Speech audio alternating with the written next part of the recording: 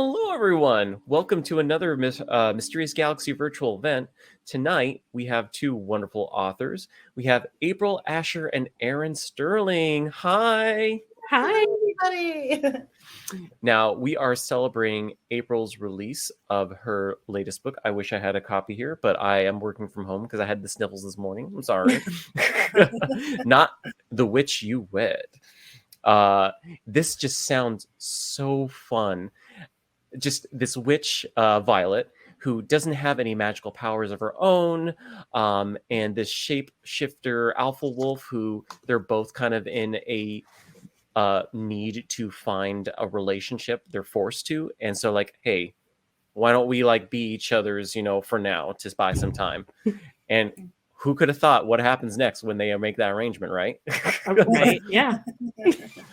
And I have to tell everyone April's bio, because this is wonderful. I'm going to read your bio. By day, April dons dark blue nursing scrubs and drinks way too much caffeine. By night, still consumes way too much caffeine, but still does it with a laptop in hand and from her favorite side of the couch. She also writes high-octane romantic suspense as April Hunt, her thrill-seeking alter ego, who has written the Alpha Ops and Alpha Security series. Very good. But then, of course, much smaller one, because Erin, your conversation partner. Yeah, exactly. Fair. Yes. Erin also writes as Rachel Hawkins, the New York Times bestselling author of multiple books for young readers. That's all we need to know. We're good. For now, until we do For your now. event eventually. For now. I have all right? kinds of reveal later. So. If anyone who is watching hasn't yet bought April's book, you get to hit the link below, and it'll take you to our website page. April is being super gracious and offering signed and or personalized book plates for any one of her books that you buy. So go ahead and do that. If you haven't yet, hit the link below for also ask a question, and you can submit your questions that you want to ask April later in the conversation. All right. I have said enough. I'm going to let these two wonderful authors take it from here, but I'll be back later on to bid everyone adieu. Thank you. Hi, April. Hi, how are you? I am well, thank you. How are you? Good. Happy release week. Thank you. It's been, It's an exciting time. it is exciting. It seems like it takes forever to get to this point, and then suddenly it's here, and now it's like, whoosh, it's done. Yeah. The first week is almost over. It's freaking crazy. I've had now, and also I think pandemic times really has made that process feel even weirder. Because I was like, I've had 3 books come out during pandemic now, and I was like, wow, here we are again. Yeah. By the time the 3rd one, it was such a strange kind of feeling. So, but it's so exciting, and I think it's very fun that I think one good thing that's sort of come out of this is that we do get to sort of do these fun virtual events where we sort of get to go to places we don't normally get to go and talk to people that we don't normally get to talk to. So that's really fun. That is exactly. I know. We get to see and talk to more of our readers and things like that. And right. Exactly. Which is really cool. Cause I know that I was always kind of getting why do you never come here? Why do you never come there? And it's like, hey, now I can go anywhere. So yeah, exactly. I can come right to your living room. It's the most Pollyanna, maybe there's one good thing. All right. So, first off, obviously, I have to ask you, having written my own witchy rom-com as Erin Sterling, the X-Hacks, which I'll be a good author and she have the cover. Yeah. Yeah, exactly. You have a beautiful setup behind you. Very nicely done. So why witches for you? I have always been a huge paranormal fan.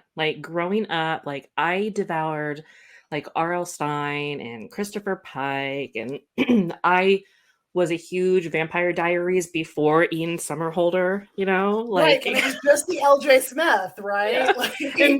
And the Charm, but I'm the biggest, but I know I've said it many times in a lot of interviews, I am the biggest Buffy the Vampire Slayer nerd, and Hocus Pocus, all of it.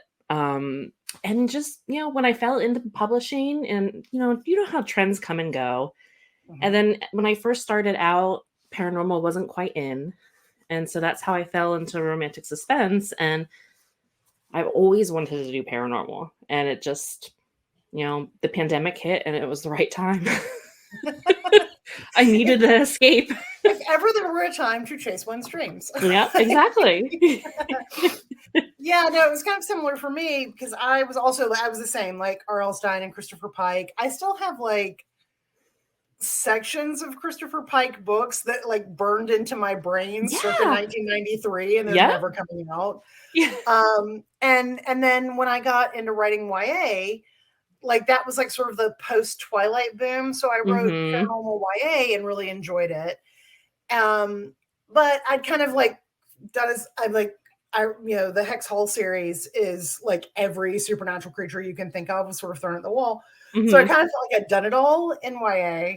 And then when I came to like, what do I want to write that makes me happy? I was like, well, what if I take those kind of things that I really love, that really resonate with me as a reader and a watcher and all that kind of thing, and age it up, you know? And so I remember like I wrote probably 50 pages of the Hex before like emailing my agent and being like, because at the time I was also writing adult thrillers, and I was like, oh, and BT Dubs, I'm writing a romantic comedy with bitches anyway. And she was luckily very supportive of that. But that's what's been so cool to me to see is that like when I first started writing the Hex, like it was just like that's what I wanted to write, and I was like, I don't know if there's room for paranormal rom-coms, but I'm gonna do it. And then like it sold, and then like I realized like there were all these other books coming out with the same kind of vibe around the same time. And I was like, oh wait, we were all like this is in that like same place. Right. It wasn't like a thing where somebody was like, oh, this is clearly a publishing trend and let's chase it. It was like we all just tuned into the same wavelength at the same time. That is it. Which is literally magical. It is. So I love that. I love that like we are so spoiled for choice now. So like you've mentioned like your influences on why you wanted to do paranormal. What was sort of the seed for this particular book? Pretty much I had worked, I'm a nurse, and I had worked, the pandemic had hit, and I was, in the beginning, I was working more than I ever had before I had children. And I just remember sitting on my couch after working a long shift. And I was like, what is the furthest from reality that I could possibly get? And like the first thing that popped into my head was like True Blood, but like, and then I was like, but not just vampires. Like, let's have like all supernatural creatures be out in the open, and maybe a little less blood and more snark, and like, and that's pretty much what I pitched to my agent, and I said, look, I know this is, but I need this, like. And let me have this, please. I just really need this. And I think she knew, like she could tell. And she's like, all right. She said, well, go ahead, write up a proposal, see what happens. And I kid you not, it was like you said, you quickly wrote like the 50 pages. I wrote the first, like, I want to say 100 some pages of Not the Witch You Wed in a week. And that was unheard of because when the pandemic hit, I could not write anything. Like, you know what I mean? Right. I was like, just like stagnant.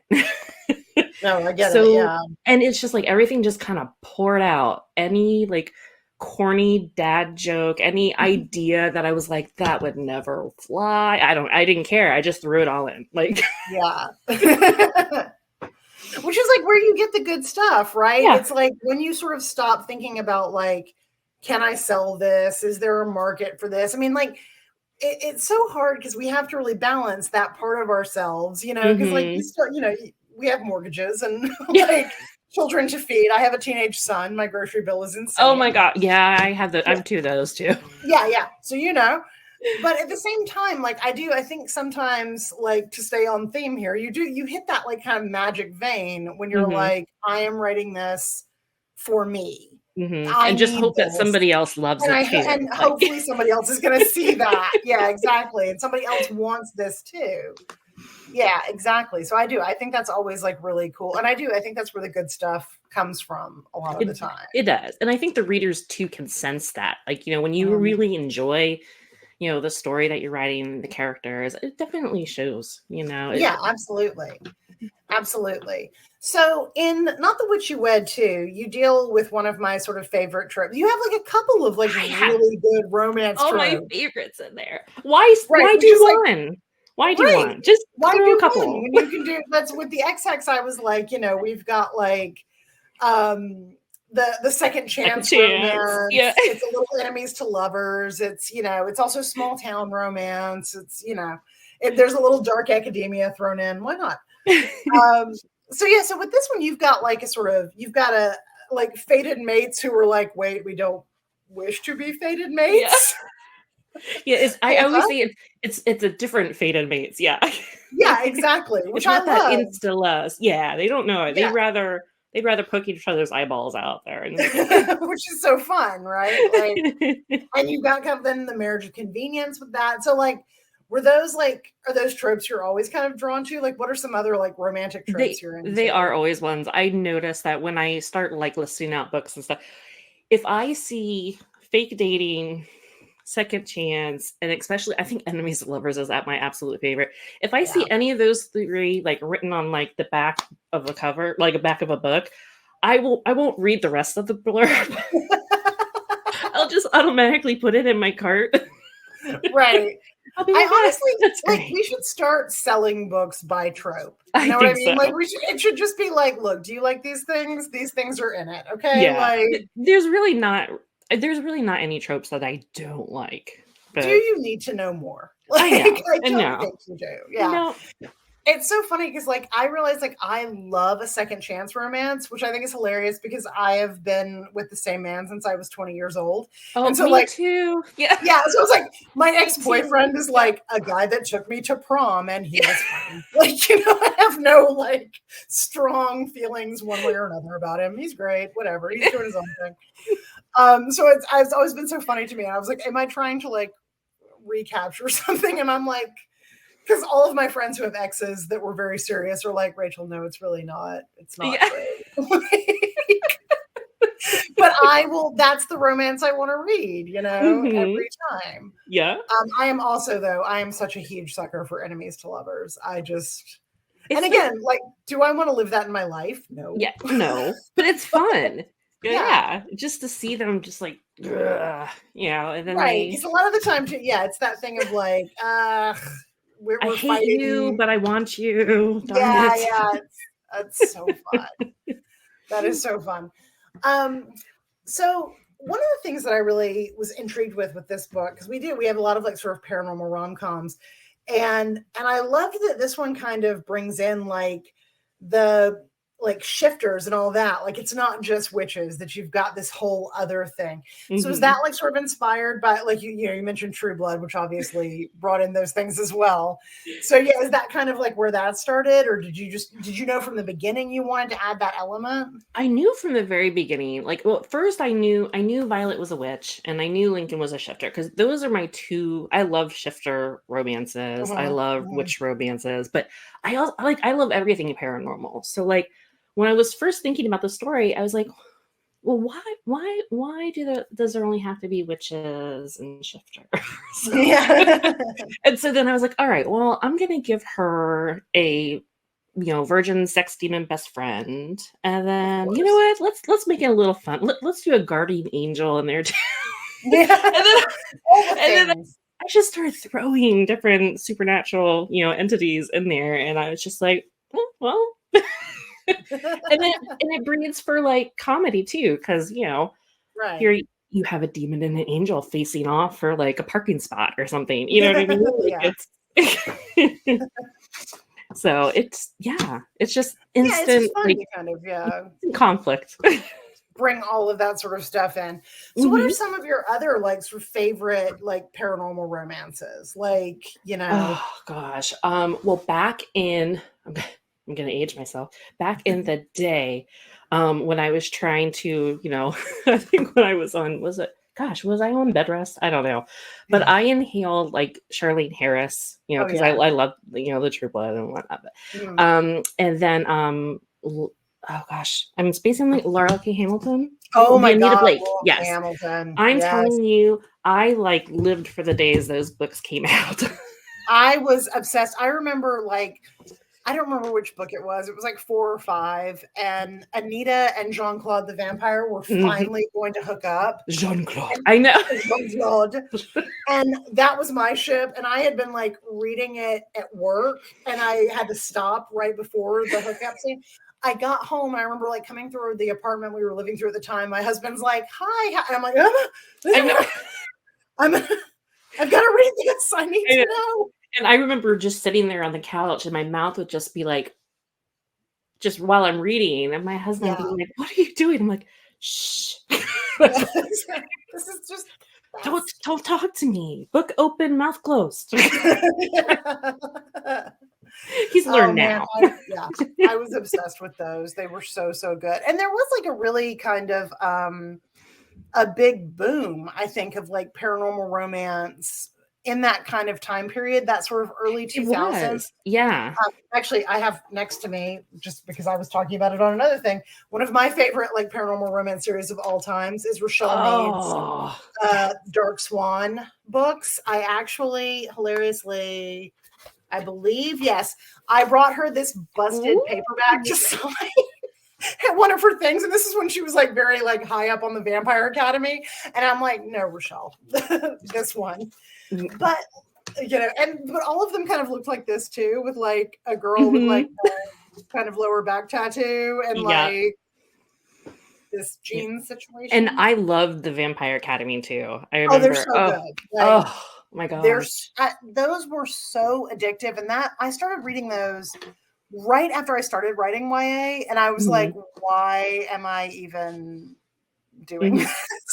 And I'm not going to say which book it was. But if you know which book I'm talking about, the one that like rips your heart out and stomps on it in the dirt. Yeah. And I remember sobbing for a day. I was so moody, and my husband's like, "What is the matter with you?" I'm like, "I just give me a little bit, okay?" Like, I was really like, oh. And it was like a year to wait till to recuperate for the next one, but. Yeah. Oh god. Yeah. She is so great. I would love for her to write another adult series, even though I think that Vampire Academy was one of those series that kind of straddled the line. Like I definitely feel like, adults loved it just as much as teenagers did. But yeah, the Stormborn books, they're very good. So I'm glad that I can pimp Rochelle Mead here, because I will always do that. But yeah, it was that same thing though, but it was always I was always a big romance reader as a kid as well. So I always joke that because I'm 42, so when I was a teenager, like you ran out of YA stuff to read very early on. Like you would sort of like, I always joke you exhausted our patron saint Judy Blume, and then Sweet Valley High and Babysitter's Club, maybe some Lois Duncan, who doesn't get enough love in my opinion. And then you were done. There was nothing else for you. And so you naturally moved to romance or fantasy or horror or sci-fi. Like, I think kids definitely like seek out those kind of genre books, Oh yeah. And so I always love things that really meshed the two. So it's not a surprise to me that like I ended up writing like it's romance, but also there's witches and curses, and, all this kind of stuff going on. So, what sort of books were you into, like when you were a kid? Oh my gosh. Well, like I said, I read anything. Like I did the R.L. Stine and the Christopher Pike, and there was also a couple year stint where the Buffy books, like they had like companion. I recently found them in my basement. Nice. My husband's like, "Are we going to get rid of them?" I'm like, "No, absolutely not. They're staying." And then let's see, what else did I? Oh my gosh, I'm like blanking. It's probably you're like me. Like there were so many. there were. I was never without a book. Like I was that. I was that teenager that would go to a party, but I would have a book with me, and I just kind of go into a corner. I was Olive, basically. Yeah. I wish I would have been more like, like a mix between Rose and Violet, but I was more like Olive. Yeah. But I was always reading anything and everything. And sometimes it was like Harlequins that I snuck out of my mom's room.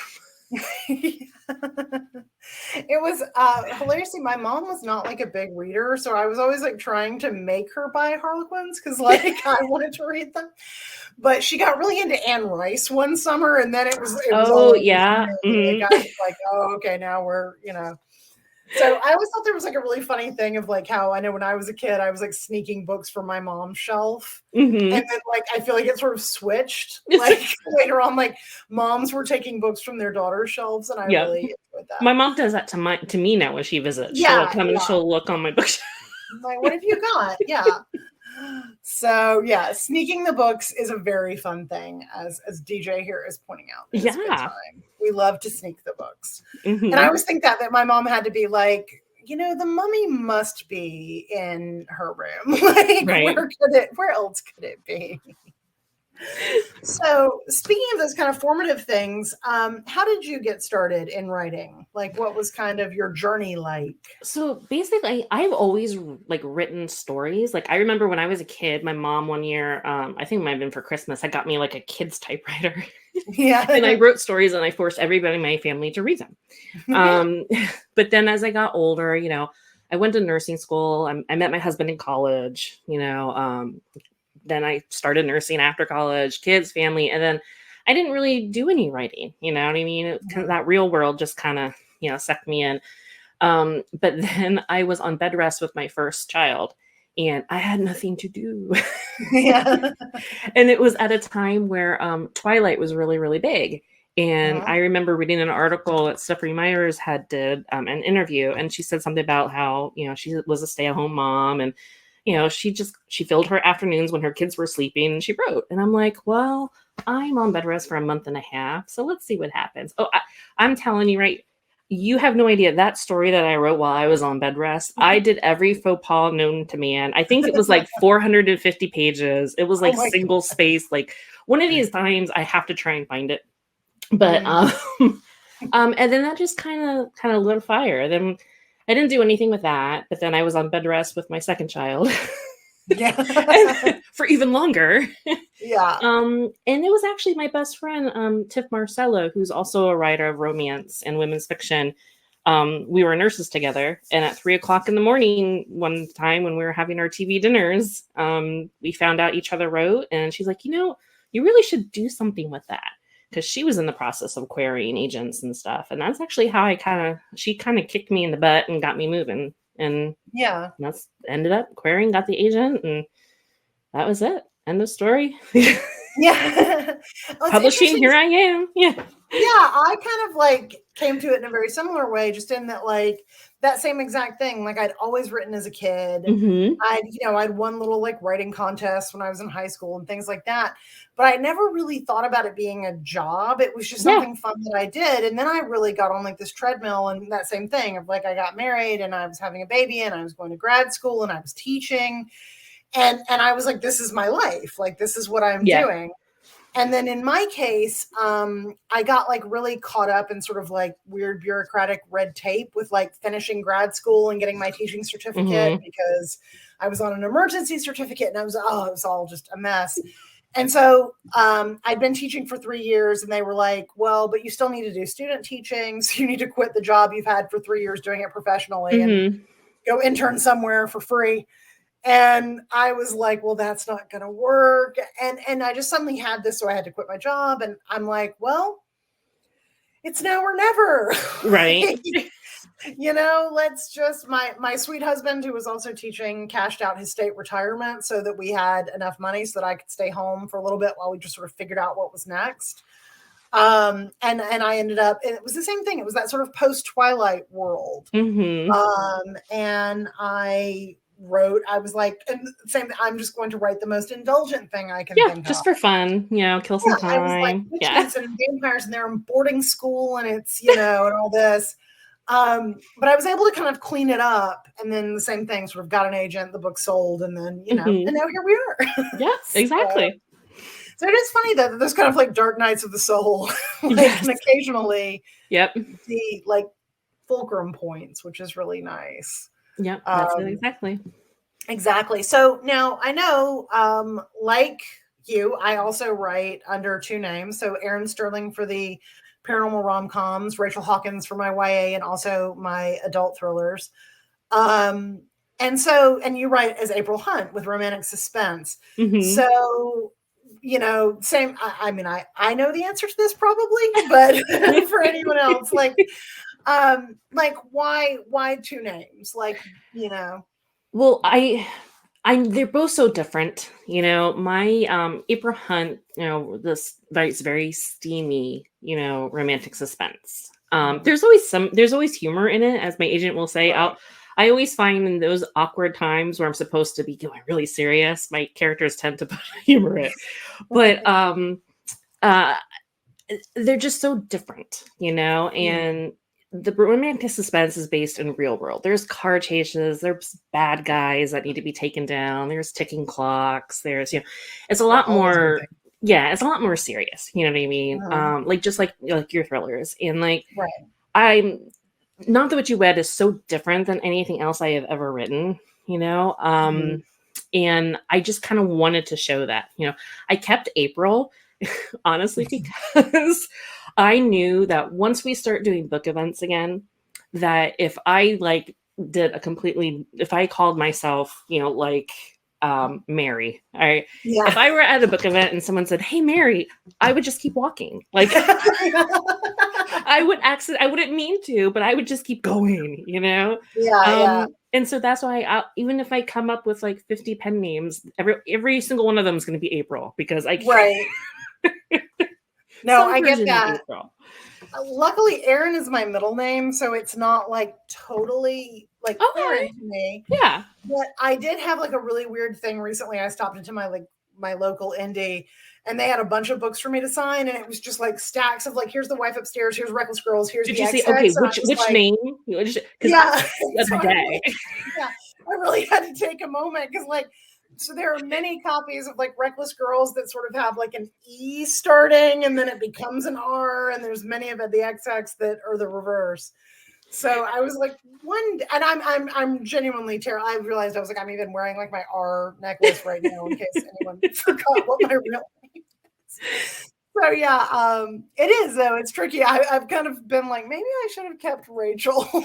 I'm telling you, it is. And as a matter of fact, when I was at a bookstore just the other day, and they had both, they had Not What You Wed, and they had some of them in the Steel Ops series. Yeah. And so I had them side by side, and my husband was hovering over me. I'm telling you, I wrote the wrong name in one book one time, and he will never let me forget it. And so he's hovering over my shoulder. Make sure you write the right name. I'm like, yes, I know. And he didn't trust me. He had to go back through the books to make sure I wrote the right name. I'm just like, gosh. I'm just gonna try now. I'm like, if I mess it up, I'm gonna do like a thing and be like, look, now it's a collector's edition, right? This is. I'm gonna use that too, because I'm sure I'm gonna mess it up at some point. Yeah, and especially like in my case, like too, like a lot of people don't know that it's the same person. Mm-hmm. So I'm like, hey, it's an Easter egg. So. I know. I'm still getting that too. Like I haven't hidden the fact that I'm April Asher and April. Yeah, no, me either. But a couple books around, I was like, one was like, what did she say? Hot sweet puppy, furry puppies, or something like that. I can't. This is April Hunt, and I'm like, she didn't realize it until she opened the book and she saw my picture there. I'm like, well, yeah, that's me. Yeah, I actually did a bookstore event recently for the new thriller Reckless Girls, and like halfway through it, I mentioned to the bookstore people, I was like, oh, and I noticed you have, my romantic comedy as well, the XX. So they were like, wait, that's you? Hold on, we've got stock. Like, come sign it. And I was like, oh yeah, sure. I'll do it all. So before we sort of get to questions, which by the way, if you guys have any questions, we have a little question box and you can ask, and we'll get to it. Yeah, I see we have a few there, so I'm excited to be in charge of that. That's I'm an only child. I love to be in charge of that. But let me ask, like, what's next for you? Like both as April Hunt and April Asher. So right now, I'm doing edits actually on book 2. Nice. And then right before edits came on book 2, I started drafting book 3. Mm-hmm. So 2 is Rose and book 3 will be Olive. So I'm really excited for those. And then I have things percolating for April Hunt, but nothing set in stone yet. So Right. so right now I'm in like that editing groove. Which is The nice. editing cave.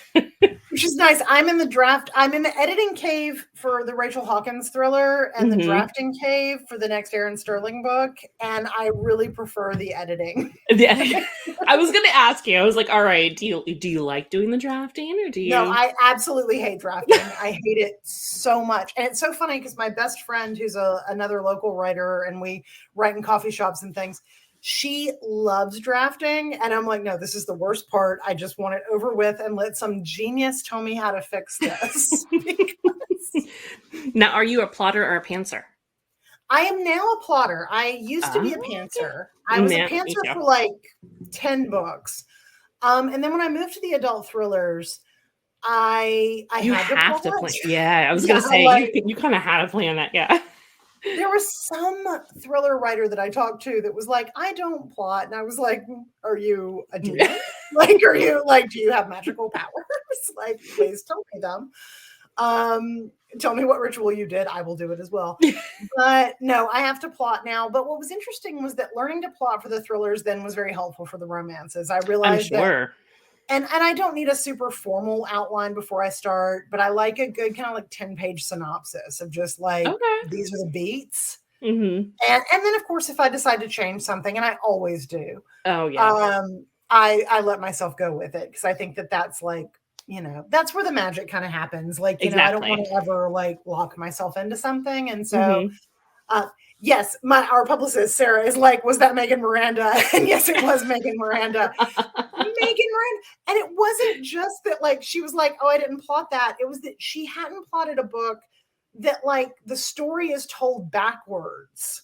It's All the Missing Girls, which is fabulous, by the way. So I'm sure Mysterious Galaxy's really been on it with those links. So, yeah, All the Missing Girls by Megan Miranda, which takes this story, and tells it in reverse chronological order. And Megan didn't plot that. And I was like, that's amazing.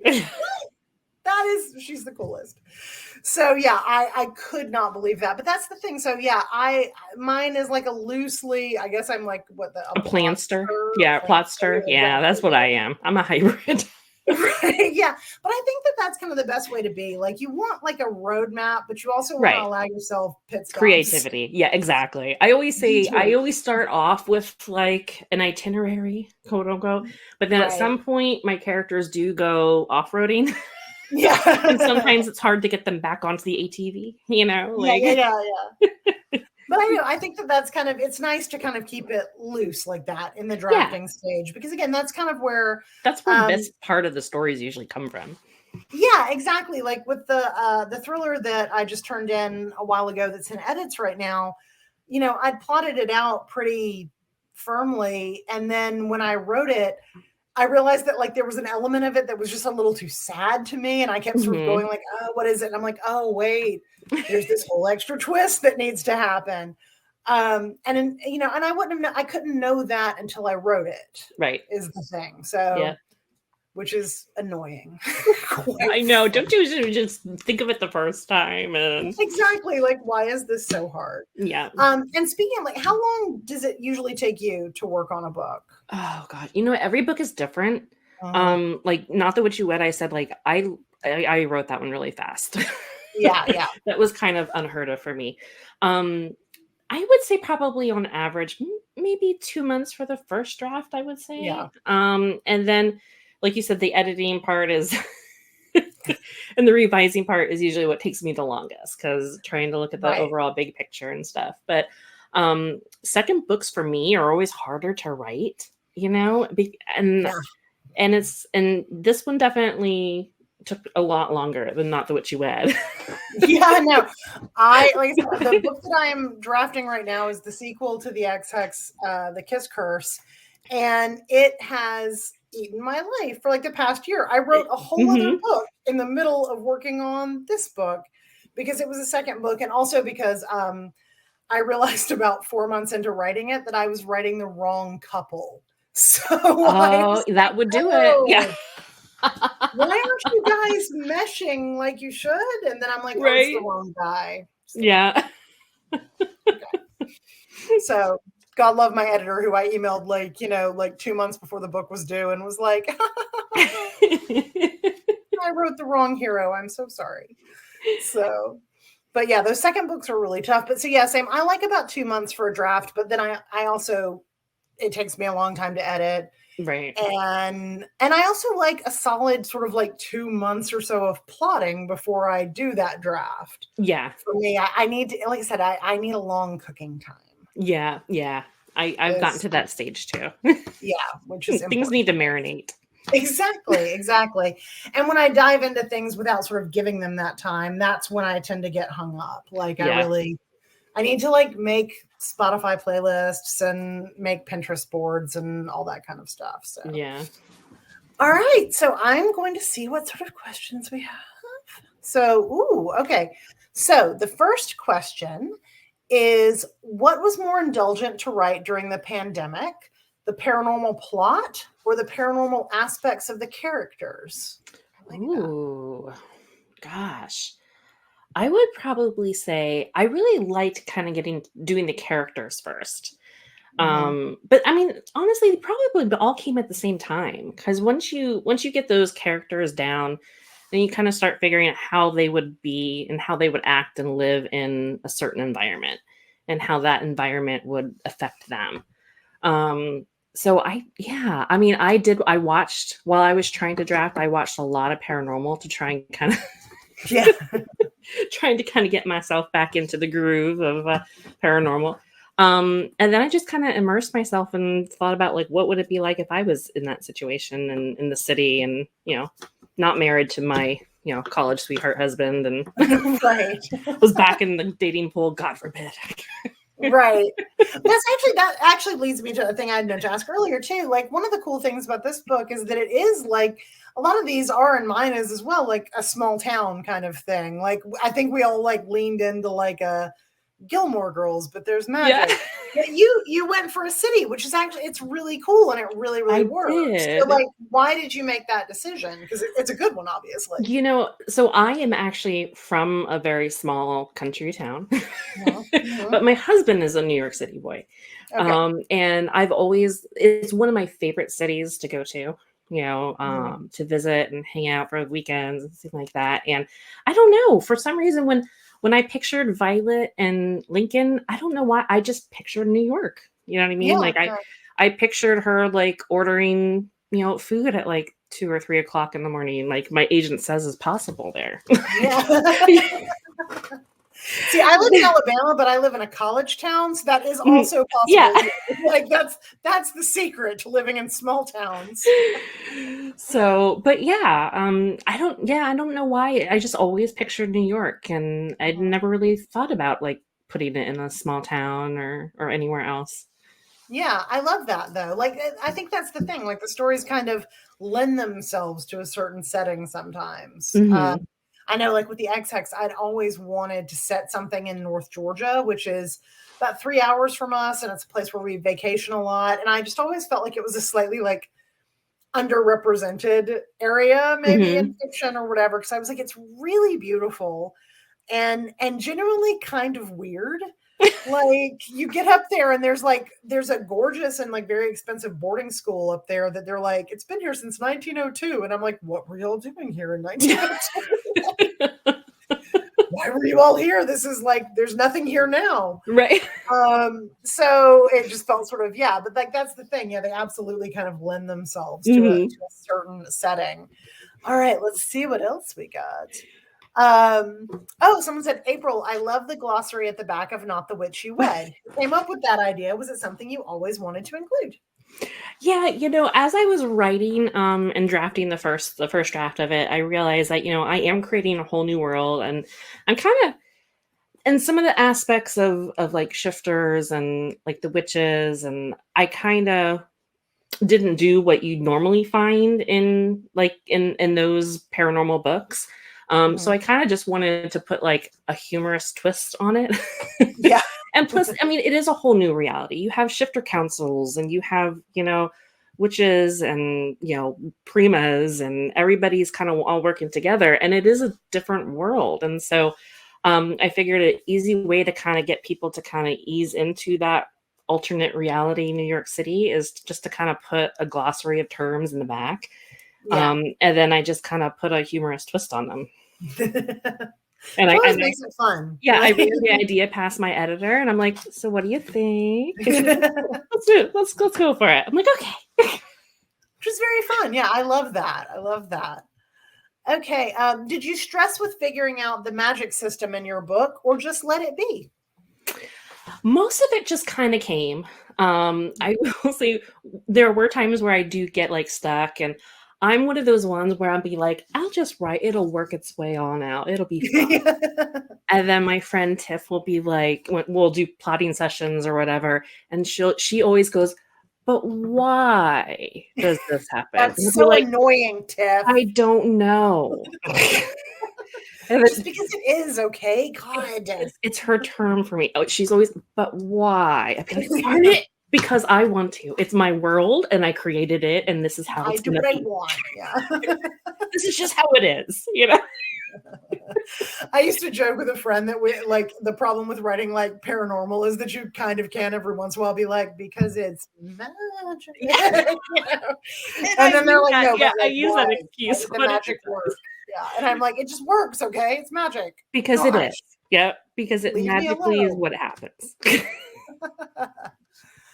Okay. Oh, and is there anything that had to get cut that you wished had made it to print?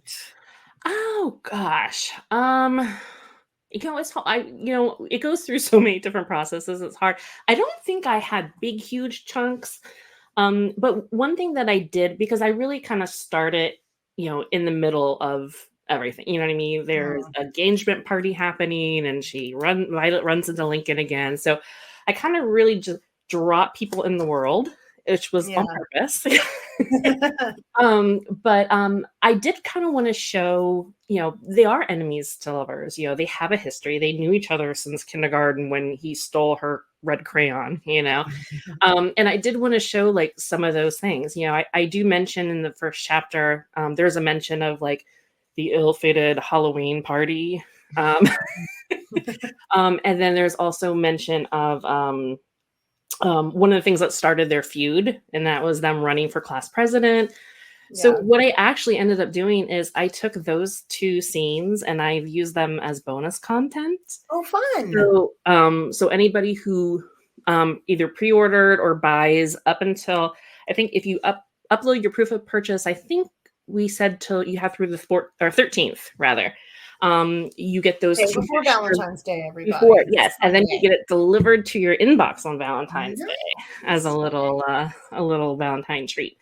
But that's what I used my extra bonus stuff that I couldn't really use in the book. So that's excellent. See, I never have bonus stuff because I hate to draft, as I said. So like all of my drafts are like 45,000 words long. So, and then everyone's like, Rachel, we need more stuff. Like, so I never have to cut. I only have to add. Oh, yeah.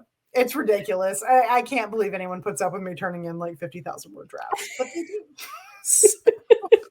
They know that I'll add like 30,000 words. Well, I was just gonna say you probably add so much in edits. Oh, I add so much in edits. But my best friend does the same thing. Yeah, because I hate drafting so much. I love to just sort of hand in like, here's this skeleton. Yeah, he nodded. She right. Yeah. It's fine. We'll get there. Yeah. Oh, you need like more depth. You need them to actually. Oh, okay. I'll get on that.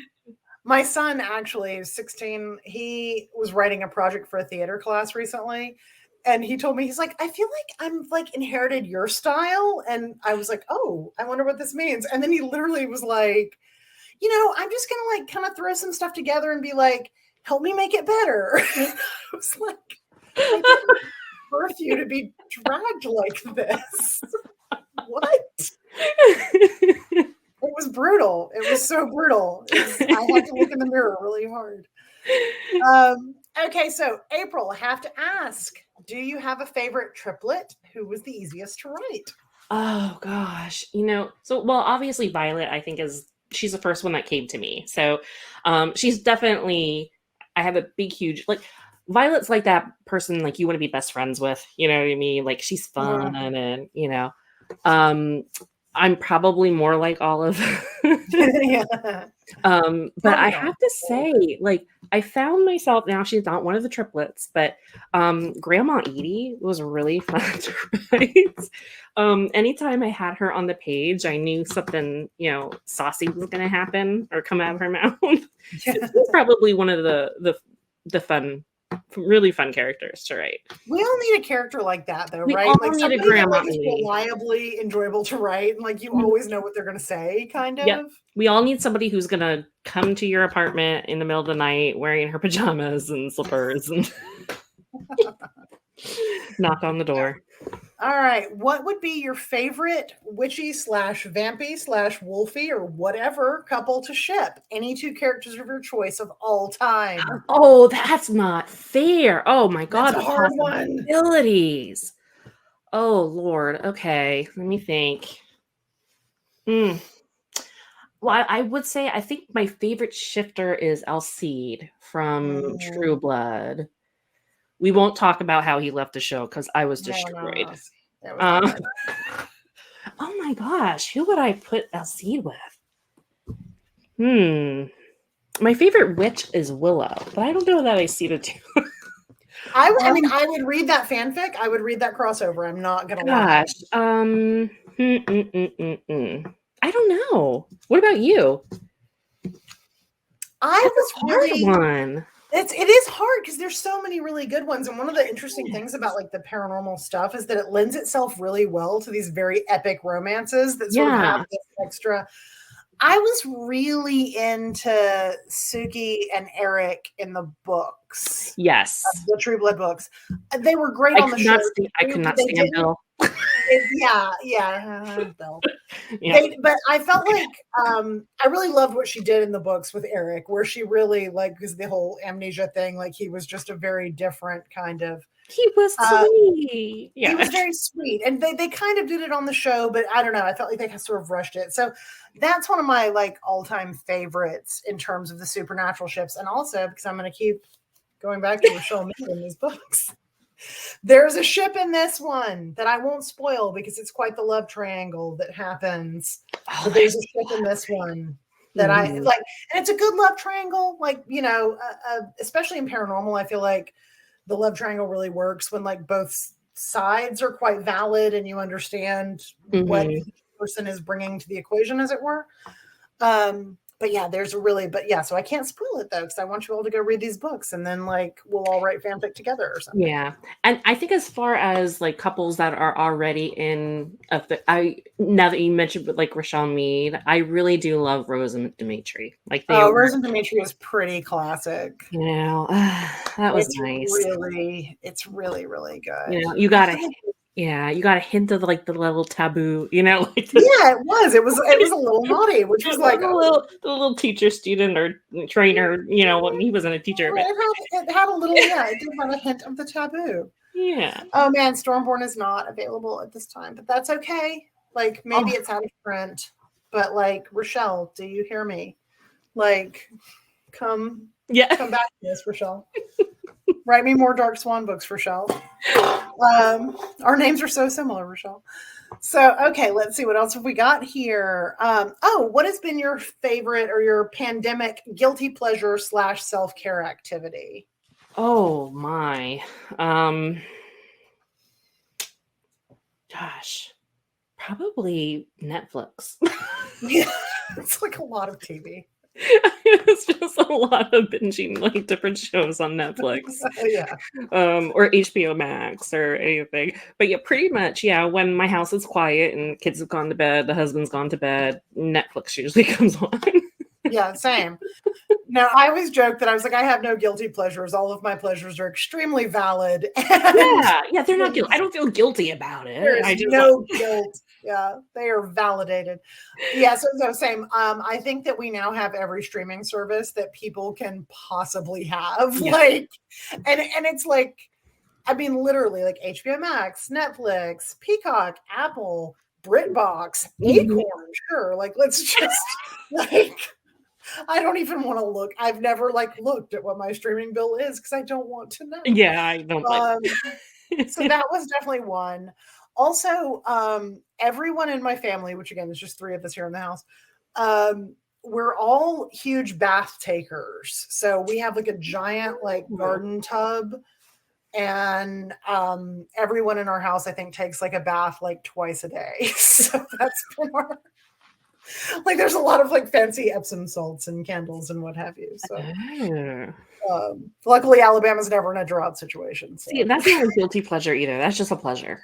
No, that's just a pleasure. It's just a beautiful thing. And honestly, if you can get teenage boys to bathe happily, I was just going to say, it's all to the good. I applaud you.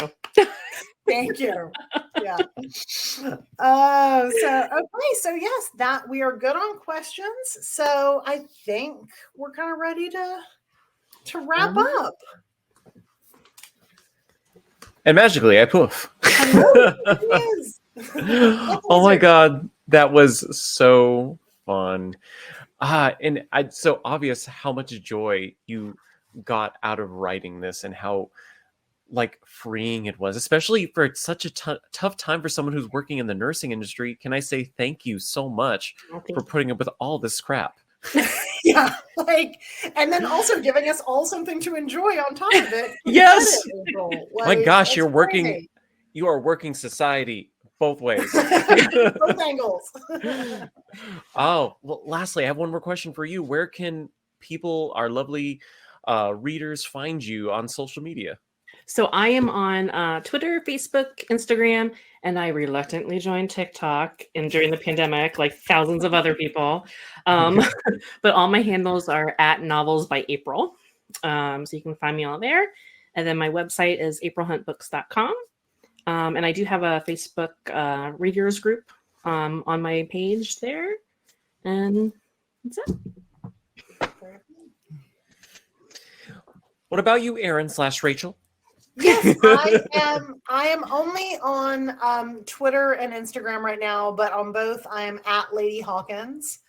I have a TikTok account, but I haven't used it yet. It is solely to look at cat videos right now. But yes, should I ever use it, remember, once you do, that's it. It's over. Yeah, I'm telling you now. So I don't even know what my handle is on there, because I've had vowed not to actually use it in a professional capacity. But it's only a matter of time. We'll see. Exactly. Yeah, we'll give in. And I have a website coming, but it is not out yet. So. Oh, perfect. And again, for everyone who's watching this either now or in the future, because this will be uploaded eventually to YouTube for archive, you can always buy April's books on our website. We won't have the handy link like we do right now, but we'll have links in the description to take you to the page. And right now, she'll be supplying signed and or personalized book plates as long as you order by, I think, we said, oh, I'm totally wrong with dates. I think the 17th was the cutoff. Yes. All right. I'm going to bid you all a good night, especially you two, who it's much later than it is here in San Diego. We really we rallied though, Ross. You did. You did fantastic. It's the caffeine. It'll do it. There you go. Tell me about it. All right, everyone. Thank you so much for tuning in tonight. Have a great one. I'll see you next time. Bye. Thank you so much. And thank you, Miss Erin. Thank you, April.